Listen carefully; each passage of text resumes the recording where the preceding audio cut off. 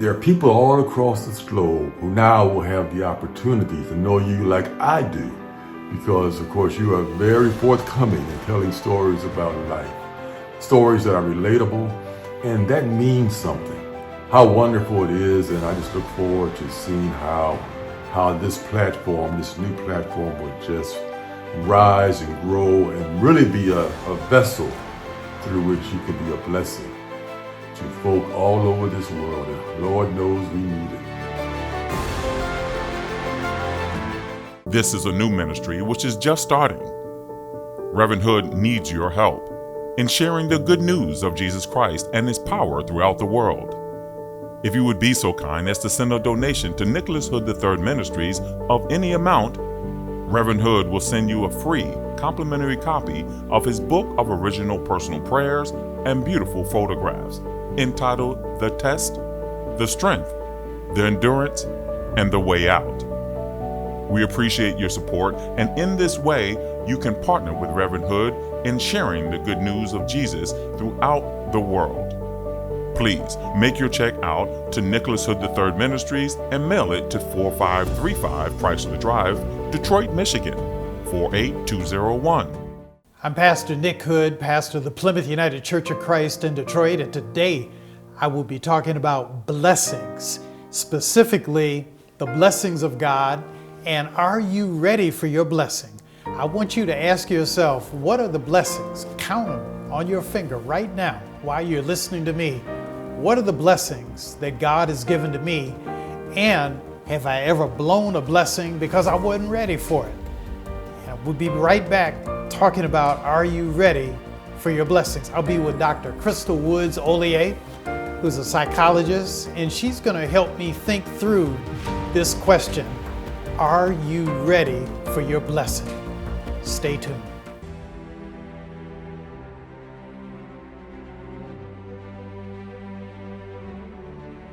You know why I really love Nick Hood as a minister? I watched his father do it, and he took over for the church, and he was one of us, but he really turned out to be a great minister.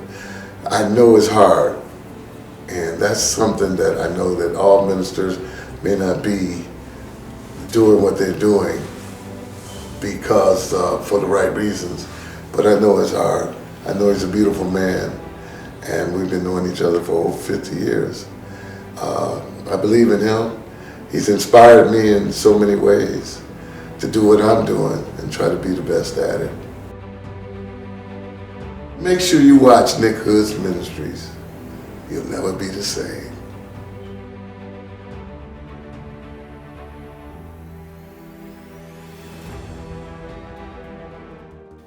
Thanks for joining us today. Those of you who are just tuning in, I know you may be looking at this and saying, oh boy, this is a different format for Reverend Hood. Normally he's on his feet, but today I'm in the seat, not on the feet, but on the seat with Dr. Crystal Woods, and she's a noted psychologist, and I've asked her to join me today to provide a psychological perspective on the ministry of Jesus. You know, Jesus was many things to many people, but he had to be a psychologist field day. And Dr. Crystal Woods Olier, thank you so much for being with me today. I'm excited to be here. I just want to go back to John chapter 21.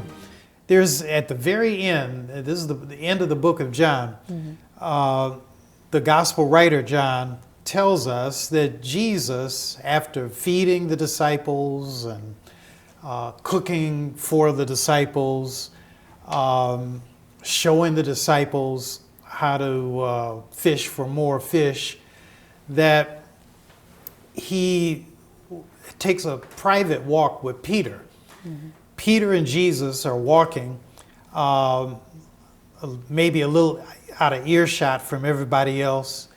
He's explaining to Peter really the leadership of the church and how it should go. And then Jesus abruptly kind of shifts gears with Peter, and he says, Peter, do you love me? And Peter's a little thrown off guard by this because Jesus has been talking to him about this leadership of this newly founded church. And Peter looks at Jesus and he says, Lord, you know I love you. Yes, I love you. And then Jesus comes back to Peter and he says, if you love me, feed my sheep.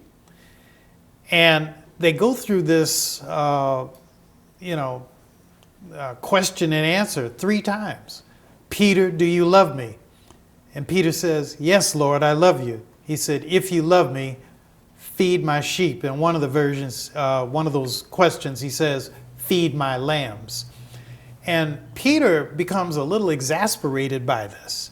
But I think that the reason why Jesus is asking this question is he wants Peter to know that if you're going to be a leader of people, you have to love the people. Mm-hmm. And a lot of leaders don't understand that. A lot of supervisors and managers don't understand that if you're going to lead people, at some point, you have to love the people. You ought to love the people all the time. I talked with a man just the other day who was very concerned about a person who'd been terminated from employment. One of the junior employees in his organization had been terminated. And highly trained, highly skilled guy was fired. He was let go from his job. And in a very relatively short amount of time. And I began to talk with this guy about, I said, well, I have never taken a course in human management, human resources. I said, but I've talked to a lot of people in that field and CEOs, and one of the things that I've heard from some people that I really respect is that if there has to be a termination at your work, it ought to be a good termination. It ought to be a good firing. And you don't know when you've had a good firing until the person that you fire basically lets you know that they really appreciated you. I fired a person, I've only fired a handful of people in my career, but I had to terminate a person once, but it was after a long period of documented problems that we had. By the time we got to the firing, the employee hugged me and thanked me. And I said to myself, that was a good firing. And is a painful firing. But in the case of Jesus, he's saying, Peter, if you love me, you have to feed the sheep. You have to take care of the people who are under you. So that's the first part of the story. And I want to ask you your reaction to that. Then I want to get to the second part. So give me your thought, Dr. Crystal Woods Ollier, and then I'm going to come to the tail end of the story, which is equally fascinating. So what are your thoughts? And so it sounds like the parallel that you're making, like with a manager at a company and the employees that work under that person, is kind of like treating people as humans and not as cogs in a machine. The idea that they have families, lives, feelings, emotions, and that tending to those, treating them as a whole person, there is a lot of literature that suggests that even if your goal is productivity, profitability, or the expansion of this faith, this new religion that we are now sharing with people, that paying attention to the human element is really important and really effective in that. When you gave the example of the person where there had been a history of infractions, in part you were saying that, because this had been well documented and also well communicated to the person, they could understand how we got to this point. I also imagine that the warmth that you showed him, just because that's how you operate in the world, that's the warmth that you show each person that you come in contact with, I imagine that went a very long way into him knowing potentially even how difficult it was for you to even, have gotten to this point with it, and how much, still love and respect that you had for them, but that this partnership, has to end. This working relationship is not working for either of us. and how it is not, it is kind of in the daily interactions that we have with people, whether that is at work or outside, that creates the picture of, how much respect you have for them and how much admiration you have for them and how much you actually care about what they think and feel. Mm-hmm. Yeah. To me, that's one of the most difficult things in the world. And the older I get, the more I realize that work is really important. Mm-hmm. And the last thing I want to do is take away somebody's employment. Mm-hmm.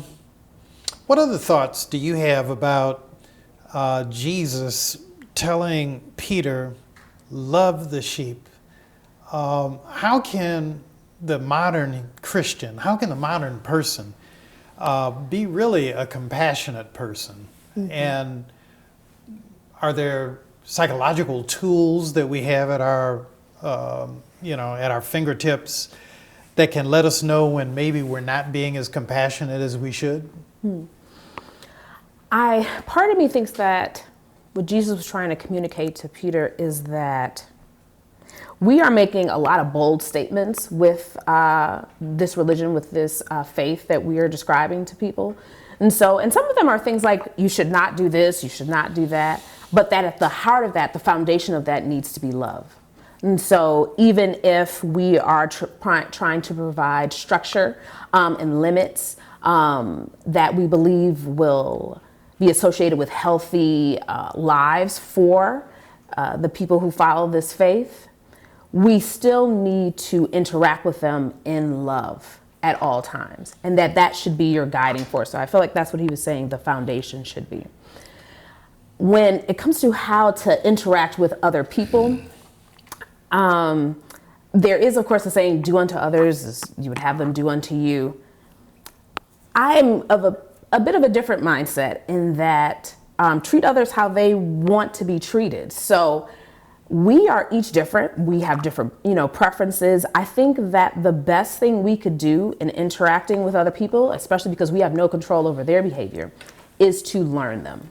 Most people are creatures of habit. Most people have very patterned ways of acting and responding, past behavior being the best predictor of their future behavior. So learn the people around you, learn the parameters within which they're likely to make one move versus another.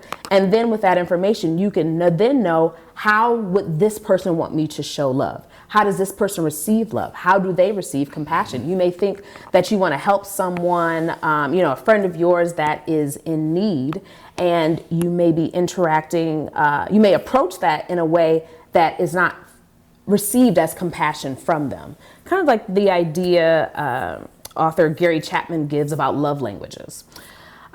And it's a really, interesting, short book that describes 5 different ways of displaying love to another person, whether that's acts of service, quality time, physical touch.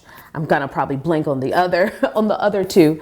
And the idea of it, though, is that each of us receives love in a different way. So you want to make sure you're speaking your partner's language. You want to make sure you're speaking your friend's language.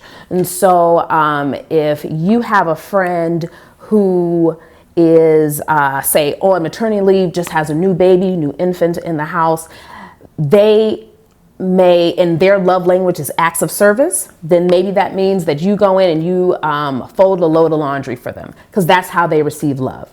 And if it was words of affirmation, you might do something different. You might write them a note about how amazing of a mom you think they would be. The idea that you want to treat people the way they want to be treated, if your goal is to, truly show compassion and understanding for them. Dr. Crystal Woods-Ollier, this is very helpful. We got to take a break. And we're going to be right back. We're going to talk a little bit more about John, the Gospel of John, chapter 21. And for this next segment, we're going to talk about the jealousy that Peter had for John right after Jesus tells him to feed the sheep. But stay tuned, and we'll be right back.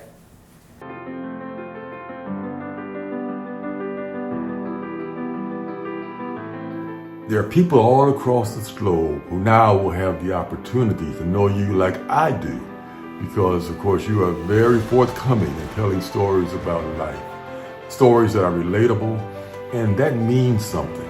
How wonderful it is, and I just look forward to seeing how this platform, this new platform, will just rise and grow and really be a vessel through which you can be a blessing to folk all over this world. And Lord knows we need it. God bless.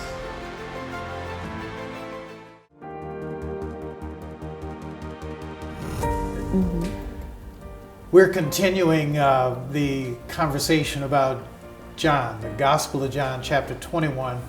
And the tail end of this text is interesting to me because after Jesus asked John 3 times, "Do you love me?" then feed the sheep.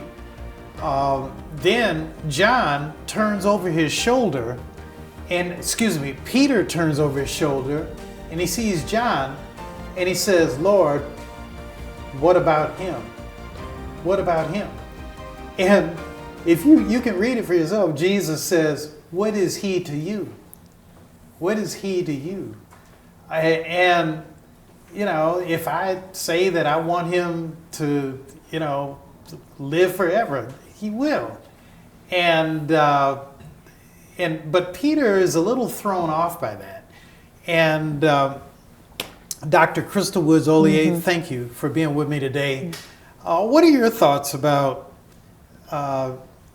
Peter looking over his shoulder at John? And it just seems to me that in life, a lot of us miss our blessing because we're too busy looking over our shoulder at somebody else. When if we just focused on what is in front of us, we do a lot farther and get a lot farther. But what are your thoughts on this? That makes sense. I almost wonder if Peter thought that Jesus's remarks were an admonishment on what he had done, like the idea that I have to tell you to love the sheep and actually love the people because I'm somehow criticizing you or saying you're not doing that. So he's turning over his shoulder. Well, what about him? Are you going to give him some critique, some kind of advice? When actually, as you described it, Jesus in that moment was saying, this is how you set up the church when I'm gone. I am handing this to you and I am helping you through that process. And so, I don't know if he's getting a bit defensive in the moment and saying, well, what about this guy over here? I mean, you want to give him some critique? The other thing you mentioned in the blessing that Jesus was trying to bestow on Peter is that he maybe started to compare his blessing to somebody else's. So if we're thinking about the potential obstacles to truly receiving your blessing, maybe comparing that of someone else's to yours and feeling like you're somehow coming up missing instead of focusing in on your plate and what it is in front of you. Another thing that comes up is, being prepared to receive your blessing. So being at a place where you've actually taken in all of Jesus's teachings while he was here on earth, literally as he's speaking to you, walking side by side with you in this moment. This is a time to prepare for this ultimate blessing as he hands you the church. And so in hearing that, I'm thinking about, okay, are we prepared and are we, blocking our blessing by comparing it, to our blessing to someone else's? I want to share a little bit more about my feelings between Peter and John. Peter is the head of the church. If you go to Rome today, you'll see that St. Peter's Basilica is there. And Peter is identified as the first leader of the church. He was the leader. He's the one that Jesus said, you are the rock, and upon this rock the church will be founded. But John is a strong character in his own right. And this is Nick Hood's theology, Nick Hood's biblical take on this. John was actually present when Jesus was being interrogated the night before he died. John is inside the courtyard of Caiaphas, the high priest. He is there, and it is John who sends word to Peter, come on in. Peter, when he's invited to come in by John, refuses, and he denies Jesus 3 times. He says, I know the man not. But John is in there. Also, John is the only one of the disciples who lived out his natural years. All the other disciples were killed, beheaded, nailed to crosses. Peter was actually crucified upside down. John lived out his days actually on the Isle of Patmos.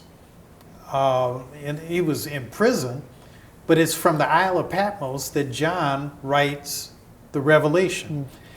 And so my theory, Nick Hood's theory, is that you had, a strong faction, that acknowledged the leadership of Peter, but you also had the John group. But you put it all together and it becomes the church. But I'm just curious, from your perspective, Dr. Crystal Woods Olier, we've got these 2 strong leaders in Peter and John. What can we learn from their interaction with each other in terms of our everyday lives? What thoughts do you have? And so, in some ways, the question comes up of why Jesus chose Peter to be the rock and the foundation of the church when he knew he was going to deny him those 3 times, potentially in parallel with him reminding him 3 times, or ask that call and response they did 3 times as they were walking together. He knew he was going to deny him 3 times, even as he was planning to hand the church to him. And the idea that even flawed people can be disciples, even flawed people can do good works in God's name.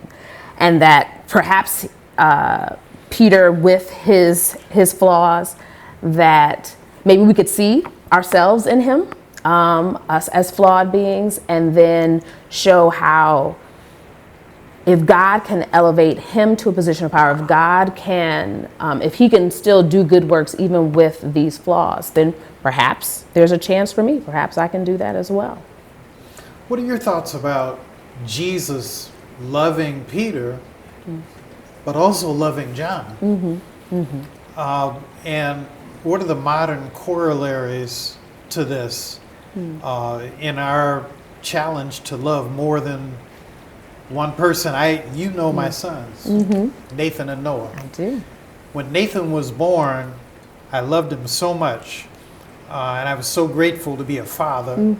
And then 4 years later, we, my wife was pregnant with the second son, Noah, and my prayer, believe it or not, was that I would have enough love for the second child. Now, as it turned out, I think I love them equally. But that was a real concern for me. And for the parent who's looking at this, for the individual, not necessarily, you don't have to be a parent, but how do we make sure that we are loving on the right track? I'm not suggesting that necessarily you have to love everybody equally, but how do we love in the best and most appropriate ways multiple people? How do we do that? And I'm not advocating cheating on your spouse. That's not what I'm saying. But in a healthy, wholesome kind of way, how can we love multiple people? I think there are a number of ways to approach this. One thought is there are a number of resources we have that are finite. Time, energy, resources, money. I don't believe that love is. So again, that's just crystal theory. That is not, psychology theory. But I do not believe that love is finite, meaning our capacity to love. So us pouring in, love, admiration, care for one person does not mean that we are unable to do that for others. Now, those other resources, yes, they do have, trying to figure out how to divide that up. But as we're thinking about children, I also have 2 children. I have a 5-year-old daughter, Lillian, and a 2-year-old son, Adam Jr. And I know one of the things my parents really convicted me about is that your children are different. And showing love to each of them, even showing love to each of them equally, could look different because they have different needs. So they're at my children are at very different stages right now. So they have the differences in their needs are pretty obvious, but I'm kind of reminding myself that I'm trying to meet the need as it presents itself, even if that does not look exactly the same, between each of my children. Mm-hmm. Dr. Crystal Woods, I just respect and enjoy hearing you, your thought process. You've been very helpful in blending the spirit and the mind, the Bible and our everyday lives. We're about at the end of this program, but thank you very much. And again, will you share with the audience if there's somebody who's looking for psychological services, what's the name of your health group? Yes, so I am at Life Stands Health. I am the director of a clinic in Southfield, Michigan. It's an outpatient behavioral health clinic. And so Life Stands Health is a nationwide organization with clinics all across the country and offering both therapy services and medications. So if anyone is interested in seeking services, you can Google Life Stance Health and find a nearby clinic in your area. Folks, I want to thank you again for taking the time to watch this program. The fact that you have taken time out of your busy schedule to look at this broadcast is very encouraging to me. I need your support, and if you'd like to support this ministry, just send a check to Nick Hood III Ministries at 4535 Chrysler Drive, Detroit, Michigan, 48201. I'll be happy to send you a complimentary copy of my first book, a book of prayers and photographs. God bless, God keep you, and I hope to see you next week. And I'm praying for you. This is a new ministry which is just starting. Reverend Hood needs your help in sharing the good news of Jesus Christ and his power throughout the world. If you would be so kind as to send a donation to Nicholas Hood III Ministries of any amount, Reverend Hood will send you a free complimentary copy of his book of original personal prayers and beautiful photographs entitled The Test, The Strength, The Endurance, and The Way Out. We appreciate your support, and in this way, you can partner with Reverend Hood in sharing the good news of Jesus throughout the world. Please make your check out to Nicholas Hood III Ministries and mail it to 4535 Chrysler Drive, Detroit, Michigan, 48201.